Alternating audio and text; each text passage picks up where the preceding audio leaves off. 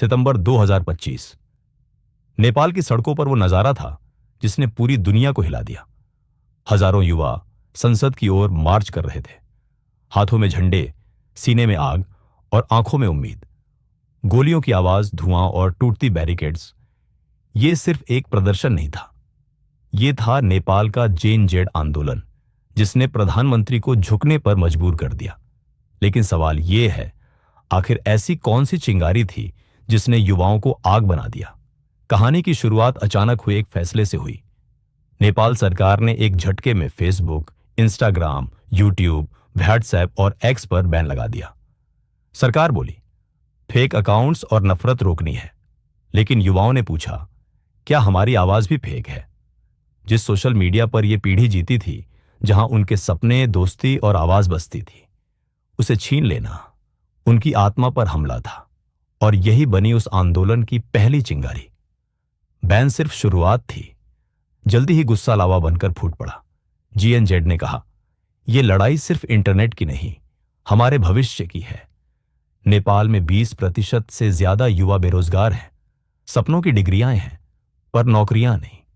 और ऊपर से भ्रष्टाचार और भाई भतीजावाद ने उनकी उम्मीदों को कुचल दिया। इसलिए जब वे सड़क पर उतरे तो उनके नारे सिर्फ अनबैन सोशल मीडिया नहीं थे, बल्कि थे, अब बहुत हुआ। 8 सितंबर, वो दिन जब काठमांडू जंग का मैदान बन गया। हजारों युवा संसद की ओर बढ़े। पुलिस ने रास्ता रोका, आंसू गैस, पानी की बौछारें, रबर की गोलियां, लेकिन भीड़ पीछे नहीं हटी। उल्टा गाड़ियों में आग लगी, इमारतें जल उठीं, संसद परिसर काले धुएं से भर गया। ऐसा लगा जैसे लोकतंत्र की नींव हिल रही हो। और अब सवाल था, कौन जीतेगा, सरकार या युवा? उस दिन की कीमत बहुत भारी थी। सिर्फ 24 घंटे में 19 से ज्यादा लोग मारे गए, सैकड़ों घायल हो गए। सरकार घबराई और सोशल मीडिया बैन वापस लिया गया। लेकिन अब यह सिर्फ इंटरनेट की लड़ाई नहीं रह गई थी। अब यह था आवाज बनाम सत्ता का संघर्ष। और इस संघर्ष ने नेपाल की नींव हिला दी। स्थिति इतनी बिगड़ी कि सेना सड़कों पर उतर आई। राष्ट्रपति भवन, संसद और न्यूज चैनल भी सुरक्षित नहीं रहे। कर्फ्यू लगा, हजारों पर्यटक नेपाल में फंस गए। पर जब भूखी भीड़ गुस्से में आ जाए तो दुकानों में लूटपाट, अराजकता और अव्यवस्था फैल ही जाती है। अब यह आंदोलन उम्मीद और अराजकता के बीच झूलने लगा। दबाव इतना बढ़ा कि प्रधानमंत्री केपी शर्मा ओली ने इस्तीफा दे दिया। लेकिन यह आंदोलन यहीं नहीं रुका। युवाओं ने साफ कहा, हमें सिर्फ इस्तीफा नहीं चाहिए, हमें नया संविधान चाहिए जो हमारी पीढ़ी के सपनों को लिखे।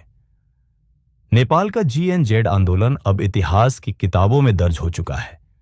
यह सिर्फ सोशल मीडिया की लड़ाई नहीं, यह एक पूरी पीढ़ी का क्रांति गीत है। एक सवाल जो हर गली में गूंज रहा है, क्या अब वाकई बदलाव आएगा या फिर यह भी बाकी अधूरी क्रांतियों की तरह धुंधला हो जाएगा? इतिहास गवाह है, जब भी युवाओं की आवाज दबाई जाती है तो वो और ज्यादा गूंजती है। नेपाल का ये जेन-ज़ी आंदोलन शायद आने वाले सालों में देश का चेहरा बदल दे, या फिर बस एक और भूली हुई कहानी बनकर रह जाए।